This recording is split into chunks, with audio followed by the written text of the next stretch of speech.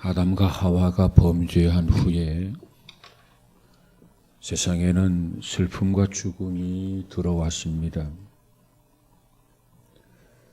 그때부터 세상에는 홍수로 심판이 오기도 했고 많은 역병과 지진으로 무서운 심판을 받아서 죽임을 당하는 일들이 있었습니다. 이와 같은 날들을 우리는 모두 흑암의 날이라고 볼 수 있습니다.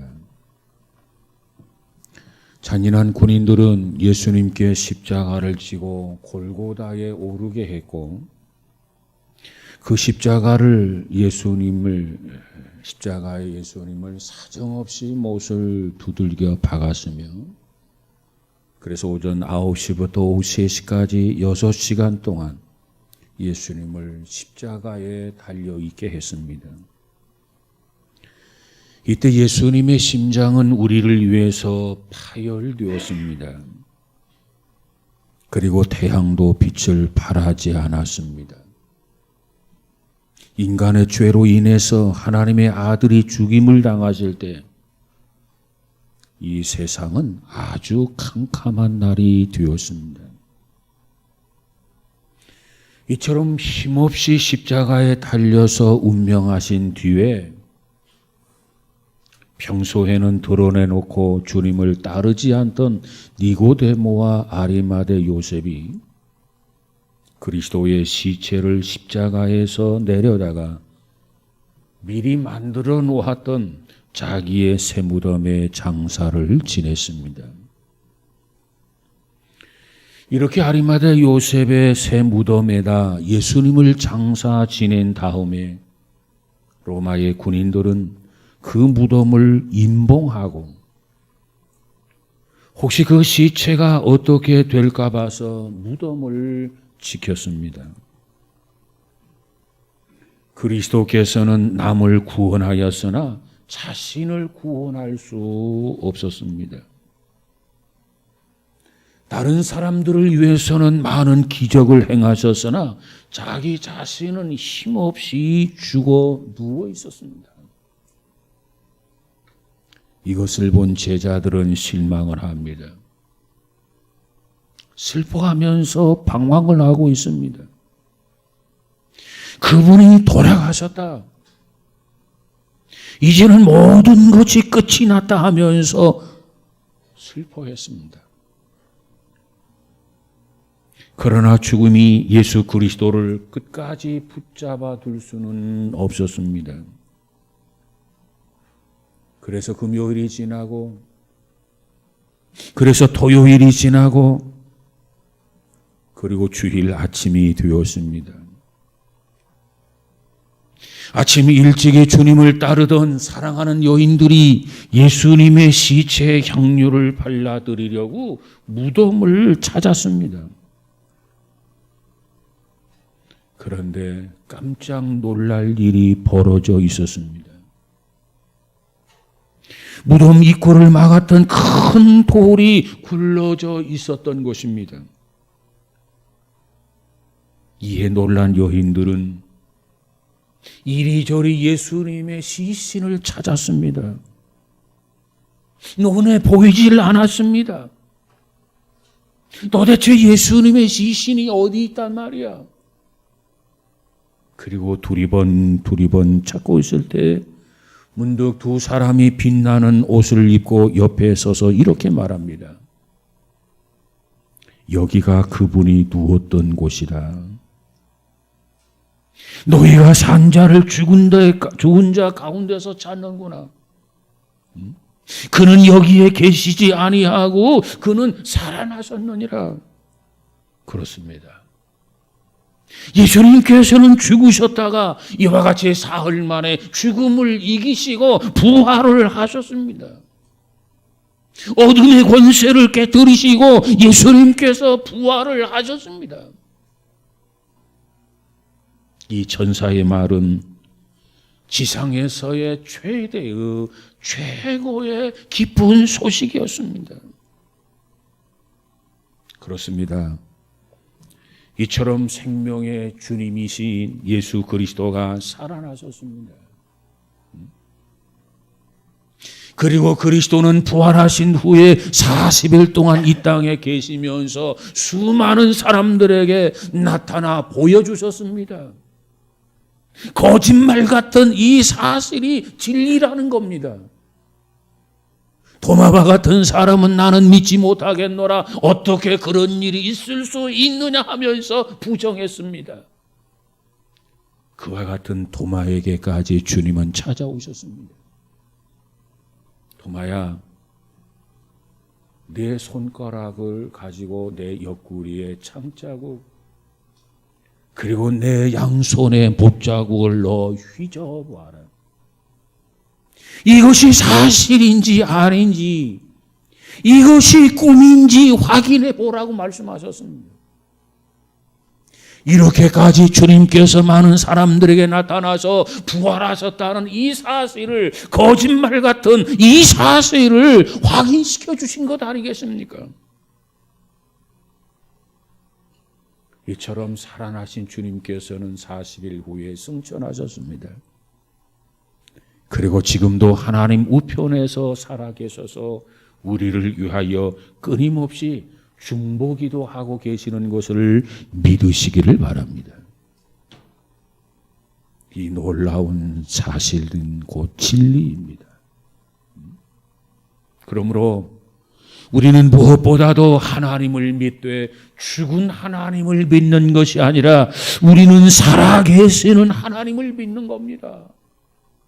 죽어서 무덤에 갇혀있는 예수 그리스도를 믿는 것이 아니라 지금도 살아서 우리와 함께 하시는 그 예수를 믿는 거란 말이에요. 죽음을 정복하고 영원히 살아계신 예수님, 그 예수를 믿고 그 예수에게 경배하고 예배하는 것이라 그 말이에요. 종종 어떤 사람을 보면 신앙생활을 한다고 하면서 왜 사람이 저러지? 저건 살아계신 하나님을 믿는 자의 모습이 아닌데, 저가 믿는 하나님이 살아계시다면, 살아계신 것을 믿는다면 도대체 어떻게 이런 일이 있을 수 있을까? 안타깝기 그지없을 때가 없지 않아 있습니다. 여러분, 우리는 분명히 아십시다. 우리가 믿는 하나님은 죽은 하나님이 아니라 지금도 살아서 우리의 삶 속에 간섭하시고 역사하시는 하나님인 것을 믿으시기를 바랍니다. 그렇다면 예수님께서 부활하신 증거를 한번 생각해 보십시다. 먼저 예수님께서 죽으셨다는 이 사실은 너무나도 확실하고 너무나도 분명한 겁니다. 어떤 사람들은 이렇게 말합니다.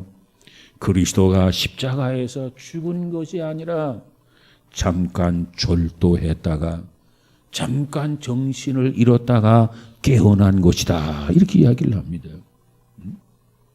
그러나 예수님은 6시간이나 십자가에 달려 있었습니다. 그리고 운명하신 다음에 로마 군인들이 옆구리를 창으로 찔렀습니다. 그리고 피와 그 물을 아낌없이 다 쏟게 하셨습니다. 그리고 죽음을 로마의 군병들이 확인한 것 아니겠습니까?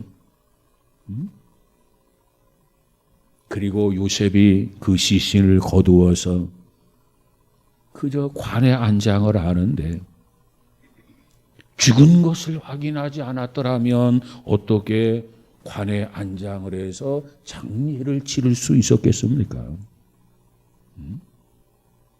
뿐만 아니라 예수님의 제자들도 주께서 운명하신 것, 죽으신 것을 분명하게 보았기 때문에 낙심을 해서 옛 생활로 그저 고향으로 돌아가기까지 한 것 아닙니까? 이런 점에서 본다면 예수님은 반드시 죽었다는 겁니다. 운명하셨다는 겁니다. 이것은 사실입니다. 그 다음에 두 번째로 보니까 또 이런 이야기가 있습니다. 예수님의 시체를 훔쳐갔다, 그리고 부활했다고 주장한다는 겁니다. 예수님의 시체를 훔쳐간 것도 결코 아닙니다. 만약에 제자들이 예수님의 시체를 훔쳐갔다면 무엇 때문에 무덤에 예수님을 보려고 찾아갔겠습니까? 아니, 예수님의 시체를 훔쳐갔다면 무엇 때문에 목숨을 걸고 죽기까지 예수 그리스도의 부활을 증거했겠느냐 그 말이에요.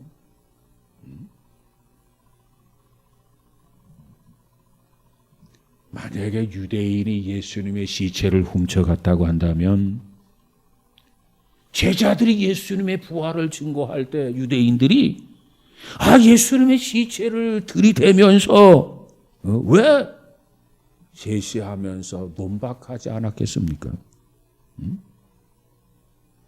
뿐만 아니라 대제사장이나 장로들은 시체를 만들 수만 있으면 예수님의 시체까지라도 만들어서 예수님의 부활을 부정하고 논박하고 반대하려고 했던 그러한 사람들입니다. 그러나 그들은 도리어 로마 군인들을 돈으로 매수까지 하면서 예수님의 시체를 도둑 맞았다고 해라 이렇게까지 시킨 장본인들이 아니겠습니까? 여러분, 예수님은 부활하신 것이지 그 누가 예수님의 시체를 훔쳐간 것이 결코 아니라는 겁니다. 그 다음 세 번째로 보면 예수님은 부활하신 후에 많은 사람들에게 나타나서 확인시켜 주셨습니다. 예수님은 부활하셔서 여인들을 만나셨습니다. 예수님은 부활하셔서 11 제자들을 만나셨습니다. 그리고 예수님은 부활하셔서 엠마오로 가는 2 제자에게도 보여주셨습니다. 그리고 다락방에서도, 그리고 승천할 때 산 위에서도 예수님께서 부활하신 모습을 나타내 보여주신 것 아닙니까?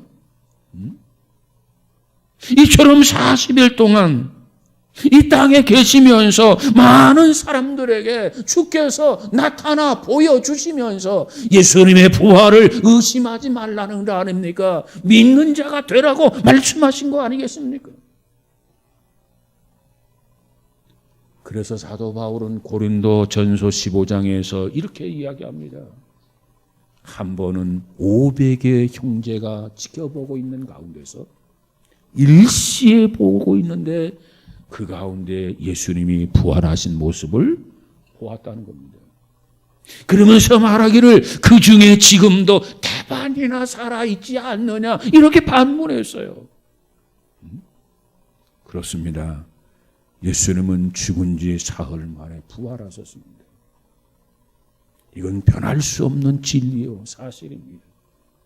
여러분, 이 부활절을 통해서 우리 모두가 사람이 죽으면 끝이지, 죽은 자가 어떻게 다시 살아나 부활해, 의심의 불신의 마음이 거쳐지고 확신과 견고한 신앙으로 든든해지는 계기가 되어지기를 주님의 이름으로 축복합니다.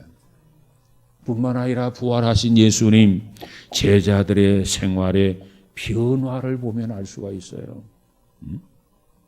예수님께서 부활하시기 전에 제자들의 모습은 어떠했습니까? 무서웠어요. 그리고 도망치는 제자들이었습니다. 이 제자들은 죽음이 두려웠습니다. 이 제자들은 유대의 지도자들이 무서웠습니다. 군중들이 무서웠습니다. 그래서 숨을 죽이며 숨어서 도망다니는 그런 제자들이 아니었습니까? 그런데 그러한 제자들이 부활하신 주님을 만나보았습니다. 부활하신 주님을 확인했단 말이에요. 그 부활의 능력을 그들의 자신 속에 체험한 후에는 이제는 그 많은 제자들 중에 2 사람을 제외한 모든 제자들이 그저 순교까지 하면서 목숨을 내걸고 예수님의 부활을 증거하게 된 것 아니겠습니까?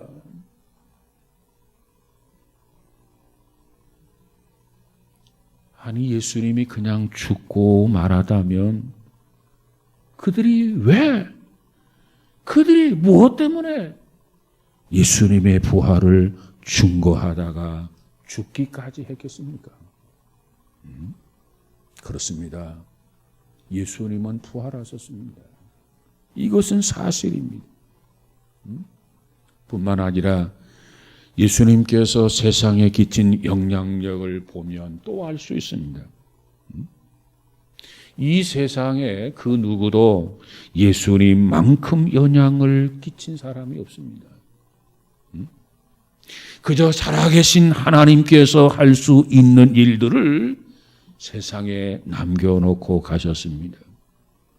부활하신 주님만이 할 수 있는 일들을 세상에 남겨놓고 가셨단 말이에요. 변화를 보면 개인적으로 살인자였던 사울이 대전도자 바울로 변하게 됩니다. 예수님을 모독했던 시몬이라는 사람이 전도자 베드로로 바뀌어졌습니다. 그런가 하면 술주정뱅이가 목사가 되고 선교사가 되고 그리고 죄인들이 경건한 성도가 되고 하나님의 종들로 변화되었습니다. 이 모든 것들이 부활하신 주님의 영향력이 아니겠습니까? 어떻게 그와 같은 일들이 가능했을까요?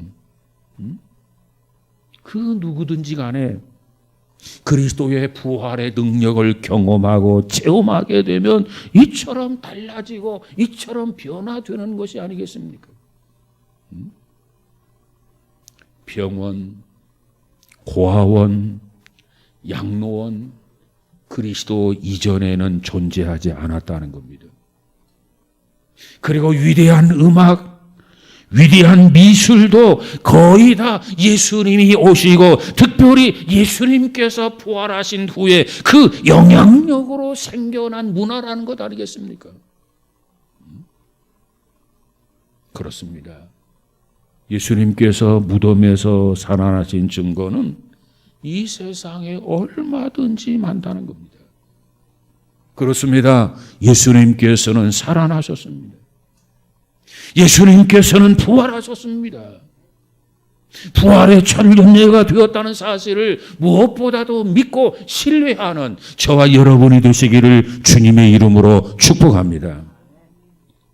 여섯 번째, 교회의 확장을 보아서도 알 수 있다는 겁니다. 주님이 부활하신 후 오늘에 이르기까지 교회는 점점점 늘어나고 교세는 점점 더 확장되어 가고 있지 않습니까? 당시의 로마의 황제는 어떻습니까? 기독교를 탄압하고 기독교를 박멸하려고 했습니다. 그 결과가 어떻습니까? 정말 기독교를 박멸할 수 있었나요?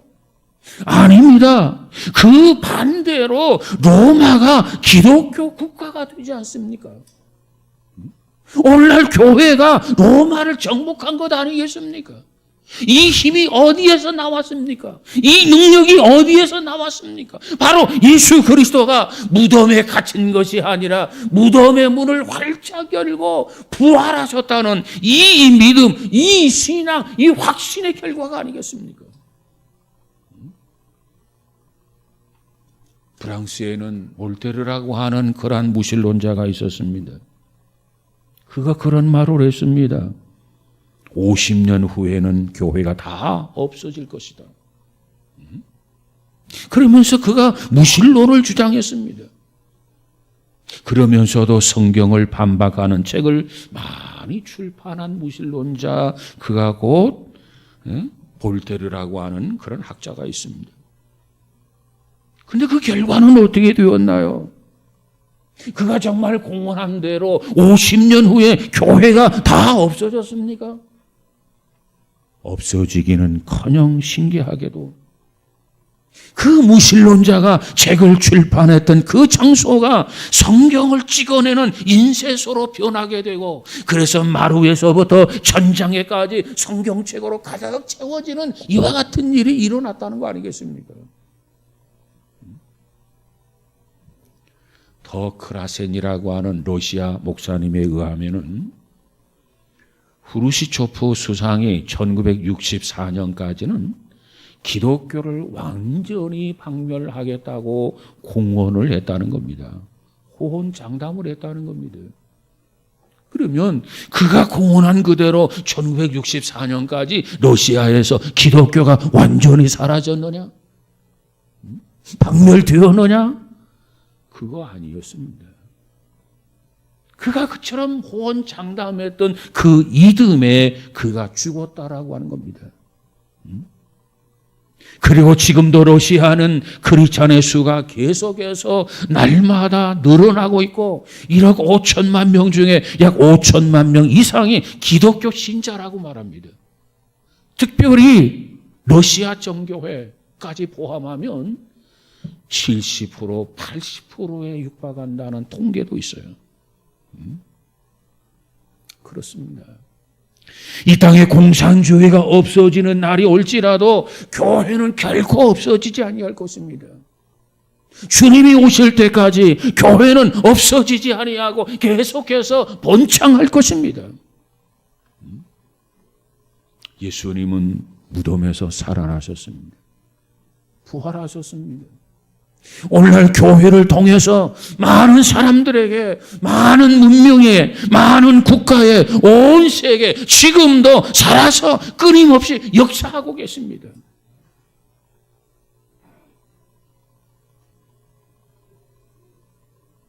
그 영향권 아래 있습니다. 그 영향권 아래 있지 아니한 게 뭐겠습니까? 예수님은 무덤에서 살아나셨습니다. 이건 변할 수 없는 진리요 사실이에요. 자, 그러면 그 빈 무덤이 주는 교훈에 대해서 좀 살펴보도록 하겠습니다. 예수님이 살아나셨고 무덤은 비어 있는데 그 빈 무덤이 우리에게 무엇을 교훈하고 있습니까? 무엇을 가르쳐주고 있습니까? 첫 번째로는 주께서 하신 말씀들이 진리라는 거예요. 주님의 주장이 진리임을 가르쳐주고 있습니다. 예수님께서는 많은 말씀들을 하셨어요. 그런데 그 말씀들을 들어보면은 그가 정말 능력을 가지신 하나님의 아들이거나 아니면 미치광이 정신병자, 아마도 둘 중에 하나일 것입니다. 그런데 예수님의 그 말씀을 들어보면은, 예수님의 그 생활을 들여다보면은, 예수님이 부활하신 것을 보면 그분이 주장하고 그분이 말씀하던 것들이 모두가 다 진리임을 증명하고 있다는 거예요. 요한복음 10장 30절을 보니까 주님이 뭐라고 말합니까? 나와 내 아버지는 하나이다. 진리예요. 요한복음 14장 9절에 보니까 뭐라고 말합니까? 나를 본 자는 아버지를 보았거늘. 그렇게 말씀하셨어요. 요한복음 2장 19절에 보니까 뭐라고 말합니까? 이 성전을 헐라 내가 3일 만에 다시 세우리라 말씀을 하셨어요. 그리고 이 부활을 통해서 예수님은 하나님의 아들이심을, 메시아이심을 우리에게 증명해 보여주셨습니다. 성경은 뭐라고 예언이 되어 있습니까? 그가 십자가에 죽은 다음에 반드시 살아나리라 예언이 되어 있었단 말이에요. 그 예언 그대로, 사실대로 예수님께서 살아나셨어요. 그 사실을 증명한 것 아닙니까? 그 이외 다른 약속들을 보면은 우리도 부활한다. 우리도 영생한다. 우리도 우리를 위해서 천국이 예배되어져 있다. 여러분, 이 모든 것이 진리임을 우리는 믿을 수가 있어요. 여러분, 예수님의 그 부활을 통해서 주께서 무슨 말씀을 하시든지 의심의 눈으로 보지 말고 믿음과 신뢰로 다가가며 확신하는 저와 여러분, 우리 모두가 되어지기를 주님의 이름으로 축복합니다. 그래, 나도 부활할 수 있어. 뭘 보니까? 예수님을 보니까. 내가 영생할 수 있어. 그걸 어떻게 믿어? 예수님이 말씀하셨으니까. 우리에게 사후에 하나님 나라가 예비되어 있어. 아니, 하나님 나라 있는지 없는지 가 모았어? 아니야. 신뢰한 믿으시는 예수님이 천국이 있다고 하셨고, 예비한다고 말씀하셨고, 예비하면 다시 데리러 온다고 말씀해 주셨어. 나는 그 말씀을 믿어. 이와 같은 믿음이 필요하단 말이에요. 두 번째로 빈 무덤이 주는 교훈이 뭡니까? 우리가 살아계신 주님을 모시고 있다는 것을 가르쳐주고 있어요. 이 마호메트나 공자나 석가의 무덤은 지금도 우리가 찾아볼 수 있지 않습니까? 그 장소에 그분이 거기에 누워 있다고 하는 것을 굉장히 자랑스럽게 늘어놓습니다. 그게 뭐 자랑이라고. 그런데 예수님은 어떻습니까? 그분이 여기 계시지 아니하고 살아났느니라. 무덤 안에 예수님의 시신이 있지 않다는 거, 없다는 거예요. 무덤은 텅 비었다는 거예요. 그걸 말해주고 있습니다. 여러분, 우리 기독교는 뭡니까? 부활에 근거한 종교입니다. 부활이 없으면 기독교도 존재할 이유가 없어요. 우리 기독교는 살아계신 하나님을 믿는 종교입니다. 우리가 믿는 하나님은 죽은 하나님이 아니에요. 손 하나 갖다 가지 못하는 그런 하나님이 아니고 오늘도 살아서 역사하시는 그와 같은 하나님이시라는 거예요. 저는 개인적으로 기독교의 종교라고 하는 말을 붙이기를 꺼려합니다. 사실. 왜 그러냐 하면 그 이유가 이렇습니다. 기독교를 종교라고 말한다면 다른 종교는 종교도 아니다. 다른 종교를 종교라고 말한다면 우리 기독교는 그 이상이다. 어떻게 다른 종교와 기독교를 같이 동등하게 비교할 수 있겠는가? 비교할 이유가 없다. 비유가 되지 않는다. 저는 그런 생각을 가지고 있습니다. 왜? 기독교만이 살아있기 때문에 그렇습니다. 무덤이 비어있기 때문에 그렇습니다. 인도에서 스탠리 존스라고 하는 선교사가 노방전도를 하고 있었어요. 열심히 노방전도를 하고 있는데 이슬람 교도 한 사람이 설교 중에 나서서 이렇게 말합니다. 우리는 당신네 기독교인들이 가지지 못한 것 한 가지를 더 가지고 있어. 그러니까 기독교보다도 자기들의 종교가 더 위대하다는 거죠. 당신들이 가지고 있지 못한 것 한 가지 더 가지고 있어. 그래서 스탠리 존스라고 하는 선교사님이 물었어요. 그렇다면 그것이 무엇이요? 이렇게 물었어요. 그랬더니 그가 이렇게 답변을 합니다. 우리는 메디나에 가면 마호메트의 시체가 들어있는 관이 있어. 정말 이 마호메트라고 하는 사람은 추상적 인물이 아니라 사실적 인물이라고 하는 것을 우리는 알 수 있어. 그런데 당신네 기독교인들은 예루살렘에 가보면 무덤이 비어있지 않소. 빈 무덤만 볼 수 있지 않소. 이렇게 이야기합니다. 그 말을 들었던 스탠리 존스라고 하는 선교사는 고맙소. 그렇게 말을 해 주어서 하면서 계속 이야기를 했습니다. 당신의 말이 사실이요. 그건 거짓이 아니요. 그런데 그것이 바로 우리 기독교와 다른 종교와 다른 점이요. 이렇게 얘기했습니다. 우리가 믿는 주님은 부활하셨다는 거예요. 그렇기 때문에 우리가 자랑하는 것은 빈 무덤을 자랑하는 것이요. 그렇습니다. 주님은 살아서 역사하시는 주님이십니다. 주님은 부활하셨습니다. 지금도 살아계셔서 죄와 허물로 죽은 영혼을 살리고 계시는 주님. 그리고 하나님의 우편에서 죄인들을 위해서, 연약한 자들을 위해서 끊임없이 중보 기도를 하고 계시는 주님인 것을 믿으시기 바랍니다. 그리고 또 다른 교훈은, 무덤이 가져다주는 교훈은 죽음이라고 하는 것이 인생의 끝이 아님을 보여주고 있는 겁니다. 고린도전서 15장 20절 이하 30절을 보니까 그리스도를 향해서 뭐라고 말합니까? 부활의 첫 열매라고 이렇게 말씀하셨어요. 첫 열매. 농부가 밭농사를 지어요. 보리농사를 지어요. 벼농사를 지어요. 그런데 벼가 피기 시작합니다. 보리가 피기 시작합니다. 그 모습을 보면서 농부는 뭘 기대합니까?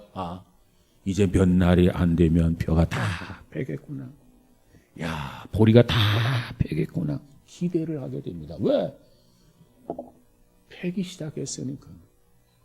첫 열매를 보았으니까. 그렇습니다. 오늘 성경은 말하기를 예수 그리스도의 부활을 첫 열매라고 강조해 주고 있습니다. 그렇다고 한다면 우리 인생은 죽음으로 끝이 나는 것이 아니라 예수님처럼, 예수님과 같이 우리 모두가 다 부활을 하게 된다고 하는 것을 보여주고 있고 증명해 주는 거 아니겠습니까? 그래서 그리스도의 부활은 우리의 부활을 증명하는 것입니다. 이처럼 곡식의 알갱이도 죽었다가 다시 살아나는데, 만물의 영장이요, 하나님의 형상대로 지음받은 인간이 죽음으로 끝나버리고 말겠습니까? 우리 사람은 영생의 존재입니다. 우리 사람은 부활의 존재입니다.